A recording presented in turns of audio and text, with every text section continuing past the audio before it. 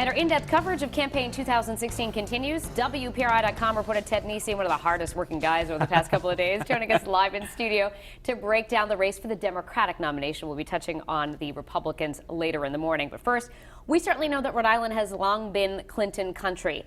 May not necessarily be the case primary day this year. That's what we're thinking today, Danielle. The Clintons haven't lost a Rhode Island election since 1992 when Paul Tsongas beat Bill Clinton in Rhode Island. Since then, Bill's won, Hillary's won. She won big in 2008 against Barack Obama, but today may be the day that streak ends because although Bill Clinton was here this week, just yesterday on Monday, Hillary Clinton was here Saturday, and he'd been here before. That's the best sign you can get of whether they're nervous. You don't send your top people, the candidate and her husband who was a president, to a state unless you're nervous. And that's because Bernie Sanders really has a lot of appeal in states, particularly where independents can vote in the election, like Rhode Island. And so they're definitely nervous, the Clintons, about whether Bernie Sanders could have enough appeal to overtake her and win today. I'd say both sides, neither side feels confident right now, which is interesting. They both have some hope, but this is definitely going down to the wire. It really is. And, you know, the latest polls are sort of like, you know, we've had Clinton up here, then Sanders up here, so we're really not sure of the outcome. Let's talk a little bit about Sanders' recent visit, though. I know that his campaign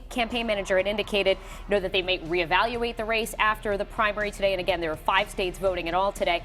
But when you sat down one-on-one with Bernie Sanders, he did not have the same message. I think Bernie Sanders, he sees himself, look at these pictures from his rally in Providence, 7,000 people there. You know, he sees himself leading a movement that's not just about his presidential candidacy. It's not just about getting him the nomination.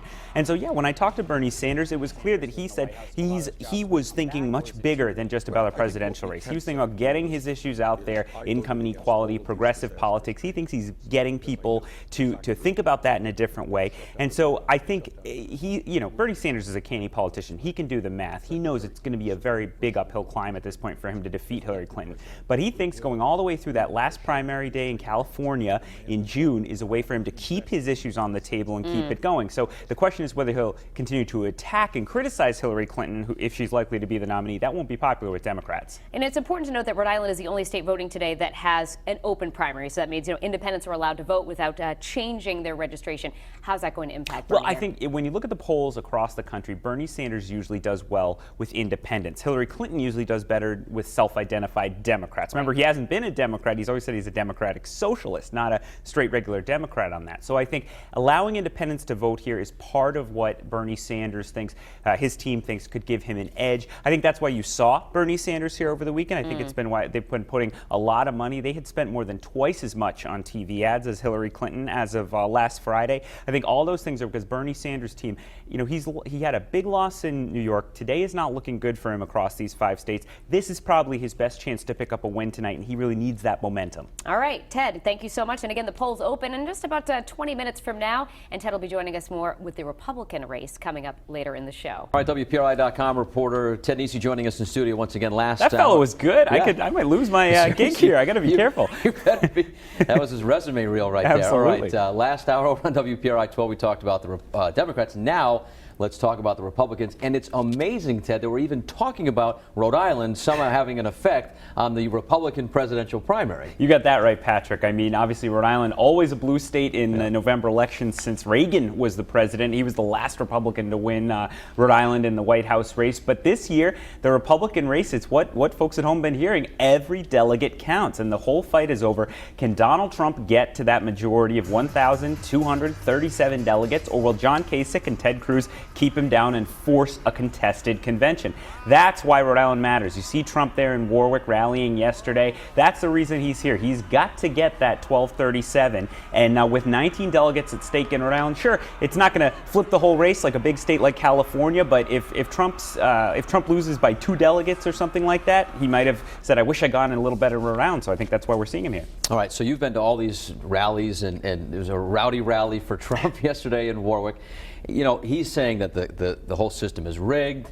He's complaining how John Kasich eats. Yeah. I was waiting for a mosh pit to break out yesterday, build that wall. Tell me about the difference between the Kasich rally and the Trump rally. I mean, the Kasich, I wouldn't even call it a rally. It was a town hall, and it was pretty sedate and polite. You know, John Kasich, he's you can see why people liked him in New Hampshire. He's folksy. He was funny at times, sharp. He could be tough even on some of the voters asking him questions. But he, you know, had the crowd with him, and he sort of walked them through things. Reminded me almost of a policy forum, maybe a class with a tough professor, that kind of thing. Right. The Trump rally, by contrast, I said to one person, if the Bernie Sanders rally was like a folk music festival, the Trump rally was like a big rock concert. As you said, maybe a mosh pit coming at the end. People were fired up for Trump. Again, no surprise, that's what we've seen nationally with Trump, but just a raucous crowd, and you saw that energy, excitement. If that translates in the polls, I think that's why we're seeing polls out in the last day or two with Trump over 60%, or roughly 60% with around Republican primary voters. He has passionate supporters. All right, one guy that did not come to Rhode Island at all was Ted Cruz. Are you surprised that he didn't show up? Yes and no. I mean, look, Ted Cruz's brand of conservatism, very conservative, heavily influenced by evangelical politics. That's often evangelical religion, I should say. Excuse me. That's not always played well in the Northeast. You know, Rick Santorum didn't win here. Mike Huckabee didn't win here. So this isn't natural Ted Cruz territory. He didn't do great in New York either.